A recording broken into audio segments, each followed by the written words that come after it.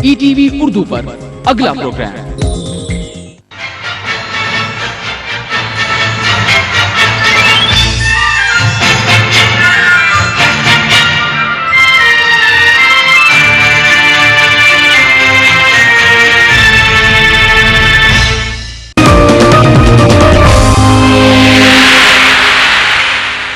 नाजरीन, ईटीवी उर्दू के ख़ास मुलाकात में मैं इरफान आपका खैर मकदम करता हूँ।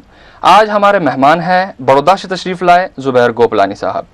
ज़ुबैर गोपलानी गुजरात के कई तालीमी इदारों से वाबस्ता हैं, तो आइए रूबरू होते हैं ज़ुबैर गोपलानी से।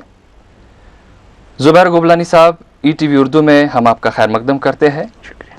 मैं अपनी बात की शुरुआत करूँ तो मैं ये जानना चाहूँगा कि इब्राहिम बावानी टेक्निकल इंस्टीट्यूट के अलावा आप और किन इदारों से वाबस्ता है?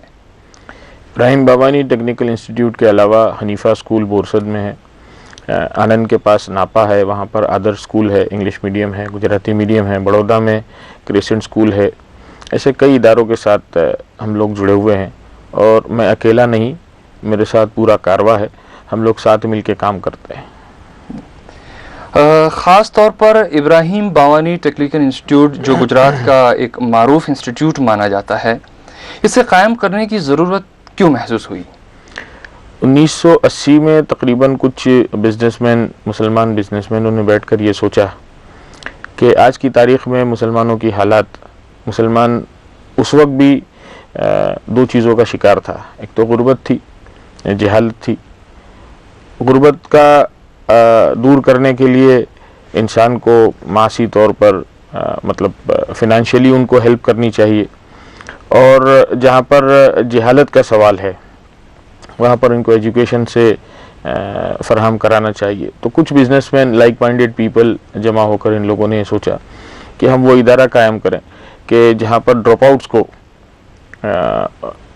संभाला जाए, ड्रॉप आउट्स को साथ में लेकर उनको उनकी आखिरी मंजिल मैं समझता हूँ वो होती कि वो जब तक 15-20 हज़ार के पे स्केल पर नहीं प्लेस हो जाते वहाँ तक उनको चेस किया जाए।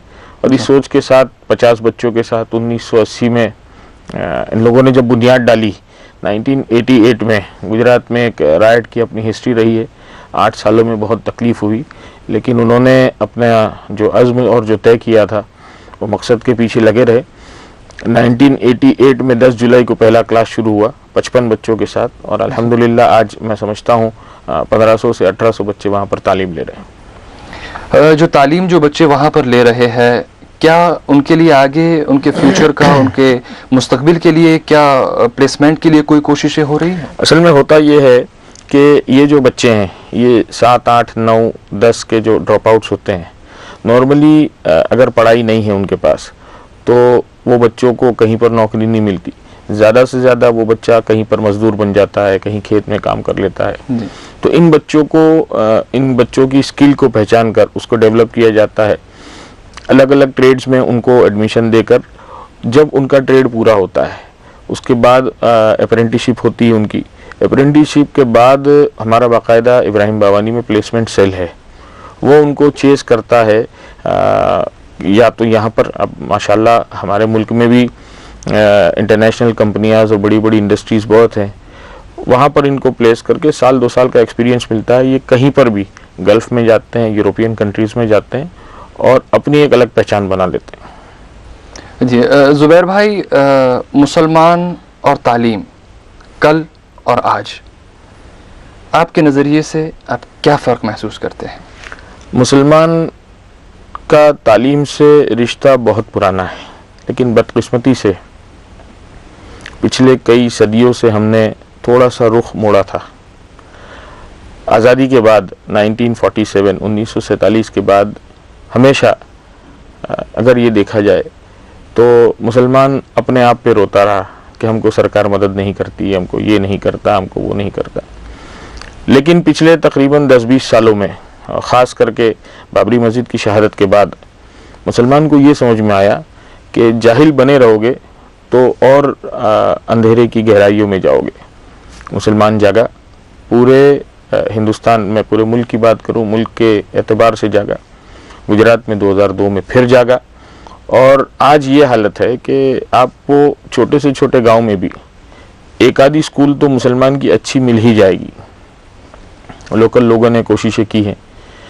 मेरा ये समझना है कि कल तक मुसलमान वर्नाक्युलर मीडियम में पढ़ता था, या तो उर्दू बेस होता था मीडियम ऑफ इंस्ट्रक्शन, या तो वो स्टेट की लैंग्वेज उसका मीडियम ऑफ इंस्ट्रक्शन होती थी जी। लेकिन अब सिनेरियो बदला है। अब आपको ज़रूरत है मीडियम ऑफ इंस्ट्रक्शन सिर्फ इंग्लिश की। मैं आपके इस माध्यम के ज़रिए से मैं उन तमाम लोगों से ये मुअद्दबाना अपील भी करना चाहूँगा कि जो लोग Gujarati medium, Marathi medium, Hindi medium, Urdu medium की स्कूलें चलाते हैं, आप चलाएं, लेकिन कम से कम मैथ साइंस, इंग्लिश तो उनका सब्जेक्ट होगा ही, मैं उम्मीद करता हूँ मैथ साइंस जो है वो इंग्लिश में उसको तब्दील करें। होता यह है कि एक बच्चा एसएससी में 80%, 85% लाता है, गुजराती मीडियम का बच्चा है या हिंदी मीडियम का बच्चा है जी। गुजरात में यहाँ पर हायर सेकेंडरी है, 11-12 भी गुजराती मीडियम में हो जाता है, लेकिन जैसा वो हायर सेकेंडरी के बाहर कदम रखता है, कॉलेज में जाता है, और अचानक पिछले 15 साल से वो जो ज़बान में बोलता था, जिस ज़बान में समझता था, जिस ज़बान को सुनता था, वो तब्दील हो जाती है इंग्लिश में। तो वो 80% वाला बच्चा इस कदर घबराता है और अल्टीमेटली वो भागकर लौट के आता है। तो मेरी ये दरख्वास्त है लोगों से कि अब ज़माना गया, जहाँ तक उर्दू और अरबी का सवाल है, हमारे मदारिस हैं, मकातिब हैं, हम उनको ज़िंदा रखे हैं और रखेंगे इंशाअल्लाह। लेकिन जहाँ तक दुनियावी तालीम का ताल्लुक़ है, हम इसको इंग्लिश मीडियम में ज़्यादा से ज़्यादा फैलाने की कोशिश करेंगे। आने वाला कल अगर आप तारीख़ उठाकर देख लें मुसलमानों की, कि मुसलमान जहाँ पर भी रहा है जी। उसने उस मिट्टी को कुछ न कुछ दिया है, और हमेशा उस जगह के डेवलपमेंट के लिए, उस जगह की फलाह और बहबूदी के लिए, उस जगह को पनपने के लिए उसका बहुत बड़ा हिस्सा रहा है, बशर्ते कि वो सही तरीके से अपना कंट्रीब्यूशन दे। इस मुल्क में भी मुसलमानों का बहुत बड़ा कंट्रीब्यूशन रहा था, लेकिन तादाद के हिसाब से अगर देखा जाए बहुत कम है। हमें अभी बहुत कुछ देना है, और अगर हमको कुछ देना है तो उसके लिए ज़रूरी है कि हमें पढ़ाई करनी पड़ेगी। और 50-60% तो बहुत कॉमन हो गया है। अगर आप अपने आप की एक पहचान बनाना चाहते हो तो आपको उस फील्ड में एक्सेल करना पड़ेगा। अगर आप उसमें एक्सपर्ट नहीं हैं तो आपको आज की तारीख में दुनिया के किसी भी कोने में कोई नहीं खड़ा करेगा। नाजरीन, लेते हैं एक छोटा सा ब्रेक, और ब्रेक के बाद हमारी गुफ्तगू का सिलसिला जारी रहेगा।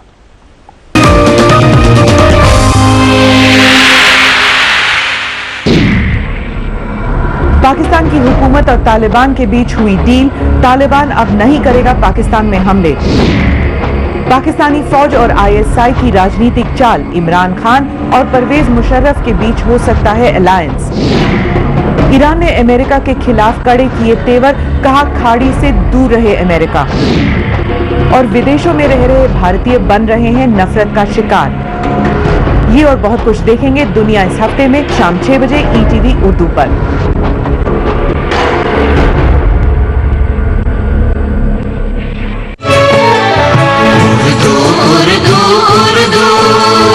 हिंदुस्तान के हर हिस्से और इलाके में बसी है उर्दू जबान।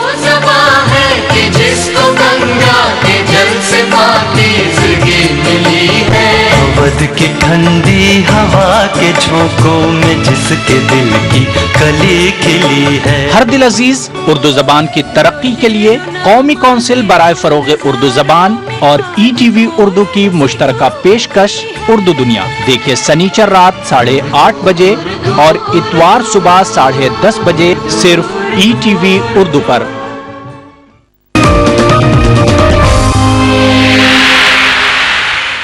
दोस्तों, ब्रेक के बाद एक बार फिर आपका खैर मकदम है। बात करते हैं ज़ुबैर गोपलानी साहब से। ज़ुबैर भाई, एक तालीमी इदारे को कायम करने में आपने कई सारे इदारे कायम किए हैं, आपके ग्रुप ने, आपके हल्के ने, तो ख़ास तौर पर क्या दुश्वारियां रहती है? एक तालीमी इदारा कायम करना मतलब एक परिवार को छोटे से बड़ा करना, एक फैमिली को छोटे से बड़ा करना। हमारे यहाँ हमारे मुल्क में कायदे भी माशाल्लाह इतने अच्छे हैं कि छोटी से छोटी चीज़ें आपको बार बार करनी पड़ती हैं। आपने एक एप्लीकेशन दी, वो क्लियर नहीं होती तो फिर आपको उसको रिव्यू करने के लिए सारे नए डॉक्यूमेंट्स रिफ़्रेश करने पड़ते हैं। इसके अलावा जो लोग परमिशन देने के लिए बैठे हैं वो लोग एक सीधी लकीर वाले हैं, उनको इतना पता है कि उनके बॉस को क्या चाहिए। थोड़ा सा प्रैक्टिकल बन के अपने आप में वो लोग ने कभी भी, हाँ वो ज़रूर रिटायर हो जाने के बाद वो लोग जब कंसल्टेंट बनते हैं तो वो कहते हैं कि नहीं ये ऐसा नहीं हिस्सा होना चाहिए, लेकिन जब वो कुर्सी पर बैठे होते हैं तब उनको नहीं पता होता। लेकिन मैं समझता हूँ ये एक रूटीन एक्सरसाइज होती है जो हर आदमी को अपनी ज़िंदगी के हर मरहले में इस चीज़ को फेस करना होता है। दुश्वारियाँ आती हैं तो काम करने की मज़ा भी आती, सब बहुत आसानी से हो जाता है तो पता नहीं चलता कि कुछ काम हुआ है, लेकिन दुश्वारियाँ ज़रूर आती हैं। और मैं नहीं कहता कि सिर्फ मुसलमानों के इदारों के लिए दुश्वारियाँ आती हों, हर इदारों के लिए दुश्वारियाँ पेश आती हैं, क्योंकि जब हम जाकर देखते हैं तो हमारे बाजू में कोई और भी बैठा होता है जो मुसलमान नहीं होता या लेकिन इस मुल्क का बाशिंदा होता है, वो भी वही रोना रोता है जो हम रोते हैं। ज़ुबैर भाई, एक और बात कि आप जनाब मौलाना गुलाम मोहम्मद वस्तानवी के बहुत करीब माने जाते हैं, तो पिछले दिनों जो बातें हुई, जो कंट्रोवर्सी सामने आई, आप क्या कहेंगे? मौलाना गुलाम मोहम्मद वस्तानवी साहब दामद बरकातुहुम अपने आप में एक खुद अंजुमन है। नो डाउट उन्होंने जो काम किया है, इतने छोटे से पीरियड में उन्होंने जो इतना बड़ा काम करके दिखाया है, और इसके लिए काबिल मुबारकबाद तो है ही है, लेकिन जितना फलदार दरख्त होगा उतने ही पत्थर ज़्यादा पड़ेंगे। हमारे यहाँ एक रिवायत, अपनी कौम की अगर मैं बात करूँ, हमने दीन और दुनिया को दोनों को अलग करके रख दिया। दीन और दुनिया रेलवे की दो पटरियों की तरह है जो साथ में चलते हैं। दुनिया आपको सिखाएगी 1 + 1 = 2, लेकिन वो 2 को ईमानदारी से अदा करना दीन सिखाएगा। उन दोनों चीज़ों को हम रसूलुल्लाह सल्लल्लाहु अलैहि वसल्लम के ज़माने में भी देख लें कि उन्होंने कुछ शराइत पे उन कैदियों को भी रिहा किया था कि तुम हमारे सहाबियों को पढ़ाओगे, तो सीधी सी बात है वो दुनिया सिखाने की बात थी। तो ये दोनों चीज़ें पैरेलल चलनी चाहिए और उसकी कोशिश मौलाना ने की कि दीनी तालीम के साथ साथ दुनियावी तालीम में, और मौलाना को अल्लाह ने बहुत कामयाब भी किया। फिर मसला आता है, देखिए चाहे वो मौलवी हो चाहे मेरे जैसा गुनहगार हो, शैतान हर एक के साथ लगा। मौलवी के साथ 2 शैतान लगे होते हैं, मैं समझता हूँ। इक़्तिदार की लड़ाई, हसद होता है, हर जगह पे होता है कि सालों से मैं बैठा हूँ एक कुर्सी पर, मैं अपनी एक दायरा बनाकर बैठा हूँ, अब वो दायरे पर मुझसे अच्छा आदमी आ जाएगा तो फिर मुझे कोई नहीं पूछेगा। वो सारी लड़ाइयाँ सालों से हर कौम में होती है, हर इदारों में, हर घर में होती है। उसी का शिकार मौलाना बन गए। मौलाना बहुत भोले भाले, सीधे साधे और स्ट्रेट फॉरवर्ड बात करने वाले लोगों में से, उनको शिकार बना दिया गया। उसमें कुछ रोल मीडिया का भी था, मुझे कोई हिचकिचाहट नहीं कहने में, और मौलाना उसके शिकार बने। मौलाना लेकिन वो अपने भोलेपन से सीधे सीधे चलते गए। देवबंद अल्हम्दुलिल्लाह एक बहुत बड़ा इदारा है, सिर्फ एक इदारा ही नहीं, अपने आप में एक तंजीम है, एक सोच है, एक बहुत बड़ी मैं समझता हूँ मसलक तो मैं नहीं कहूँगा, लेकिन अपने आप में देवबंद एक बहुत बड़ी अजीमुशान तहरीक है। और बेसिकली ये तहरीक जो मुसलमानों में जाहिलियत थी उसको दूर करने के लिए शुरू की गई। फिर बाद में देवबंद का मदरसा कायम हुआ और वहाँ से मौलवी लोग निकलते गए और अल्हम्दुलिल्लाह आज पूरी दुनिया में काम कर रहे हैं।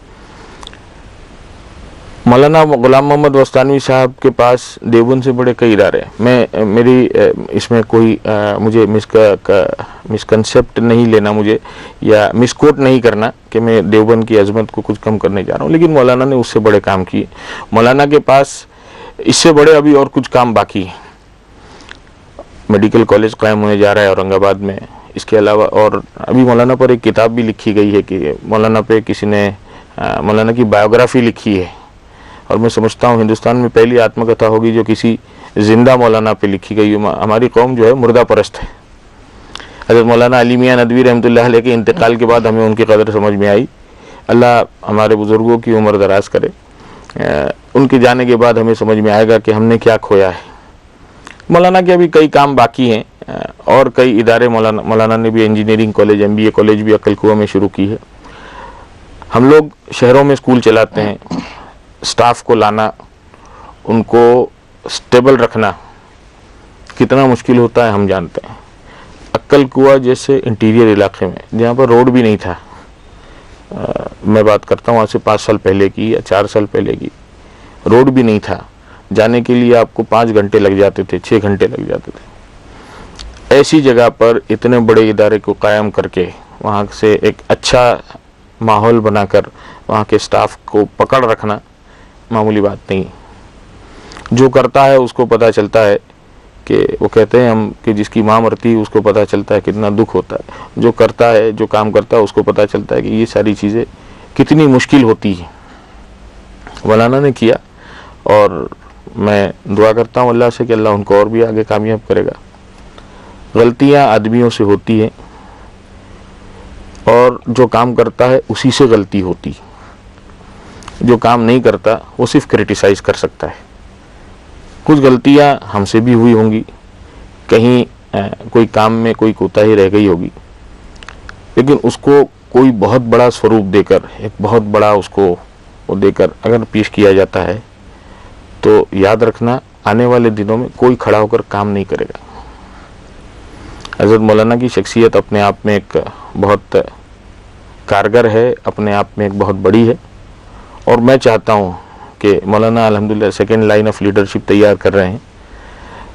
हिंदुस्तान के कोने कोने में अगर ऐसी लीडरशिप तैयार होती है, आप क्रिश्चियन इदारों को देखिए, उसका चीफ फादर होता है, बेसिकली वो रिलीजियस प्रीस्ट होता है। तो क्या हम नहीं कर सकते? एक मौलवी, दीनदार, समझदार, पढ़ा लिखा मौलवी अगर किसी इंस्टीट्यूट को हेड करता है, जो अपनी जिम्मेदारियों को अच्छे से समझता है, अल्लाह से भी डरता है और उसकी जिम्मेदारी न सिर्फ मुसलमान बल्कि पूरी इंसानियत के लिए क्या है, वो किसी मौलवी से ज़्यादा बेहतर कोई नहीं समझ सकता होगा। नाजरीन, लेते हैं एक छोटा सा ब्रेक और ब्रेक के बाद फिर हमारी बातचीत जारी रखेंगे।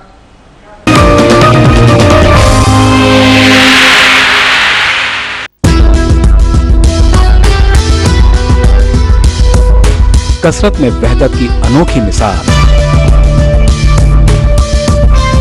आंध्र प्रदेश। सियासी हो, समाजी हो या हो इक्तिसादी मंजर, रियासत के हर पहलू पर ETV की खास नजर। आंध्र प्रदेश की खबरों का अहाता करता खुसूसी बुलेटिन दक्कन नामा देखिए रोजाना शाम 6:30 बजे सिर्फ ETV उर्दू पर। खबरें मीठी और शीरीं उर्दू जबान की। उर्दू जबान बहुत शीरीं जबान है। उर्दू बोलने और चाहने वालों की। हिंदू मुस्लिम भाईचारे ने जोड़ के रखा है। गंगा जमनी तहजीब की खबरें, आपके मतलब की खबरों में वो बात जो और कहीं नहीं। देखिए खास बात।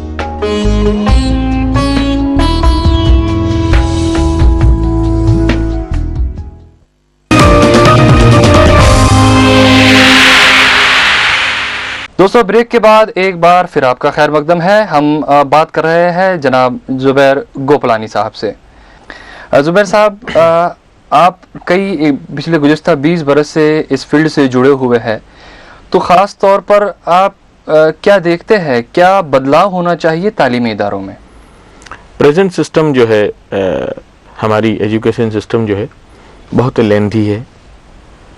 उसमें प्रैक्टिकल नुक्ते नज़र से अगर आप देखेंगे, जिन चीज़ों की ज़रूरत है उस पर फोकस करके उसको ज़्यादा एलेबोरेट किया जाए, उसको ज़्यादा एक्सप्लोर किया जाए। बाकी जो चीज़ों की ज़रूरत नहीं है उन चीज़ों को साइड पे रखकर जितना प्रैक्टिकल नॉलेज हम बच्चों को देंगे, उससे बच्चा तालीम पढ़ने में भी मज़ा आएगा उसको, और उसके बाद उसकी आउटपुट में भी आपको कोई अच्छा एक बेहतरीन नतीजा नज़र आएगा। हमारी जो फ़िलहाल किताबों तक महदूद जो एजुकेशन सिस्टम है, उससे बाहर निकल के जैसे हमारी हनीफा स्कूल है, हमारी एक्स्ट्रा करिकुलर एक्टिविटीज़ होती हैं लेकिन सिलेबस बेस। जी। हमारे यहाँ स्कूल में हमें कचरा पेटी की ज़रूरत थी। हमने नहीं लेटर लिखना, हमने बच्चों को कहा कि आप लिखिए म्युनिसिपल कमिश्नर को, तो बच्चों को पता चलता है कि एक कंप्लेंट कैसे की जाती है, प्रेजेंटेशन कैसे किया जाता है। हम बच्चों को लेकर गए पुलिस स्टेशन, हम बच्चों को लेकर गए आर्मी स्टेशन, हम बच्चों को लेकर जाते हैं अलग पोस्ट ऑफिस में। हमने बच्चों के बैंक में अकाउंट खुलवाए, 5-10 रुपया सही, 50 रुपया सही, ट्रांजैक्शन करना सीखो। तो इस तरीके से हम प्रैक्टिकली, ये मैं बहुत मामूली सा एग्जांपल दे रहा हूँ, लेकिन इसी तरीके से हम प्रैक्टिकली इन बच्चों को, मेरे स्कूल के होर्डिंग्स पे आपको कोई मॉडल नहीं मिलेगा, मेरे स्कूल का बच्चा मिलेगा। उसकी तस्वीर लेकर हम उसको फील प्राउड होता है कि वो जब जाता है ना तो अपने दोस्तों को दिखाता है कि मेरी फोटो लगी हुई। तो ये एक जो उनको मोटिवेट करना, उनके कॉन्फिडेंट को बूस्ट करना, ये तमाम चीज़ों की ज़रूरत है।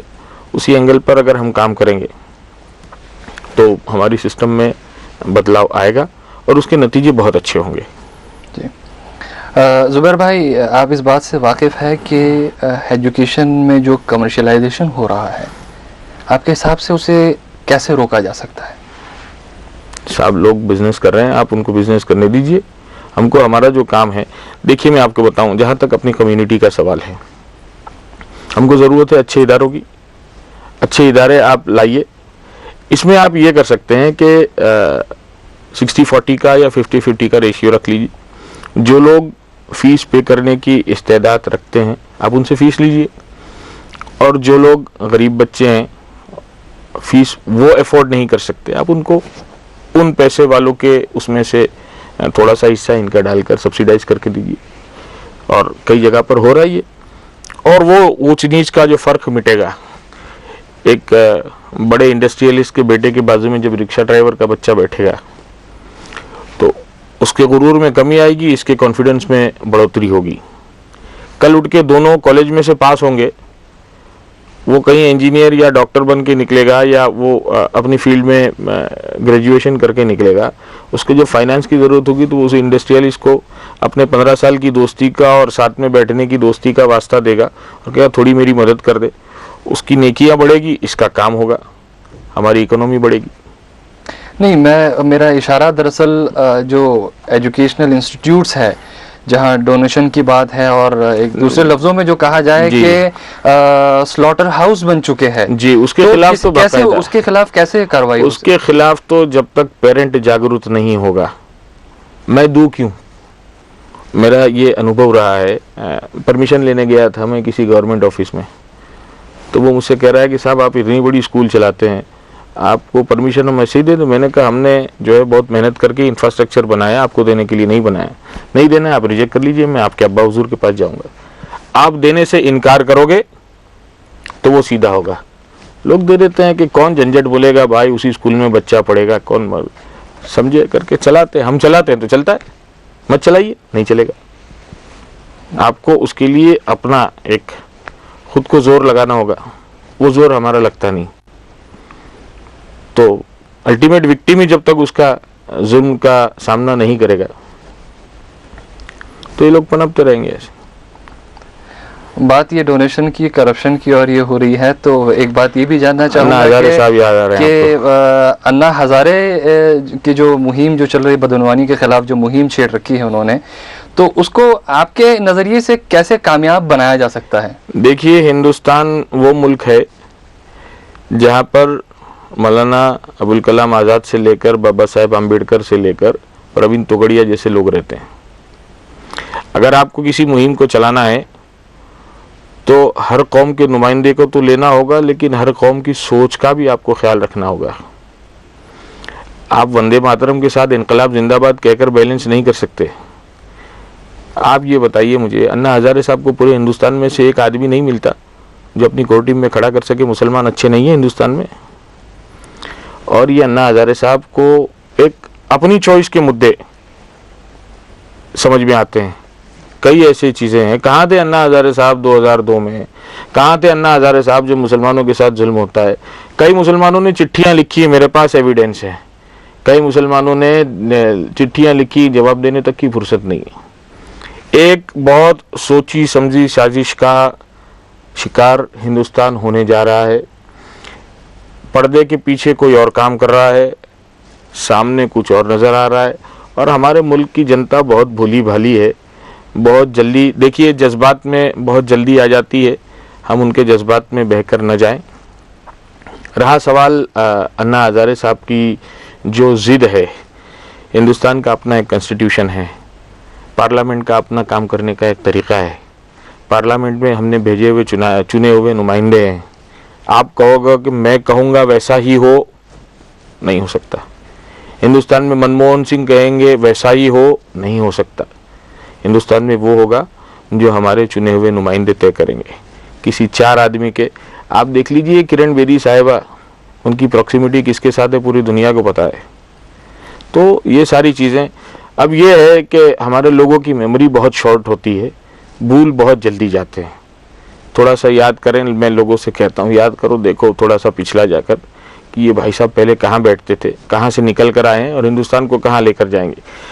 आप अगर हमारे मुल्क की हम फलाह और बहबूदी चाहते हैं, बहुत सीधा सा मंत्र है, सबको साथ में लेकर चलोगे, एक ही सफ़ में महमूद को और अयाज को और गोपाल को और जेवियर्स को लेकर चलोगे तो हिंदुस्तान आगे बढ़ेगा। आपने कहीं पर भी किसी को पीछे छोड़ने की कोशिश की तो हिंदुस्तान की विकास की उस दौड़ में अगर मुसलमान पीछे रह जाता है, मैं फॉर एग्जांपल मुल्क आप देख लीजिए, एक परिवार है, 4 बेटे हैं, 3 बेटे तो काम पे लग गए, लेकिन वो एक बेटा जो निकम्मा रह जाएगा ना, वो पूरे परिवार का नाम खराब करेगा। तो अगर आपको ये करना है, आप सबको लेकर चलिए, और बात जो है ना प्रैक्टिकल होनी चाहिए। कानून बनाना है ना, ठीक है, बहुत सारी, देखिए आप अपना परिवार चलाते हैं, बिजनेस चलाते हैं, बहुत सारी मजबूरियाँ आती हैं। कभी कभी आपको दिखते हुए भी कुछ फैसले लेने से रुकना पड़ता है। तो और जो ये जिद कर रहे हैं प्राइम मिनिस्टर को, खैर मैं समझता हूँ लोकपाल में ले लिया है, लेकिन कोई भी एरा गैरा नत्थु आप काम नहीं कर पाएंगे। अगर आपको एक सशक्त रूलर चाहिए, एक मजबूत रूलर चाहिए, तो कभी कभी कुछ चीज़ों में हमको कॉम्प्रोमाइज़ करना पड़ेगा। आप उसको ही इतनी जगहों पर बांध दोगे ना, वो काम करने से डरेगा, और वो काम नहीं करेगा तो हम आगे कैसे बढ़ेंगे। ज़ुबैर भाई, एक आखिरी सवाल कि तालीम क्या अहमियत है किसी भी कौम के लिए, किसी भी समाज के लिए, इख्तिसार के साथ बताएं। आमतौर से हम अक्सर सुनते हैं जियो और जीने दो, अक्सर आपने सुना होगा भाई जियो और जीने दो। मैं कहता हूँ पढ़ो और पढ़ने दो। अगर तालीम नहीं है तो आपकी जान नहीं है। जैसे आप जियो और जीने दो कहते हो, जान नहीं तो कुछ नहीं, तालीम नहीं तो कुछ नहीं। आपको पढ़ना है, अच्छे से पढ़ना है, क्वालिटी एजुकेशन लेना है, अपनी कौम का, अपने माँ बाप का, अपने परिवार का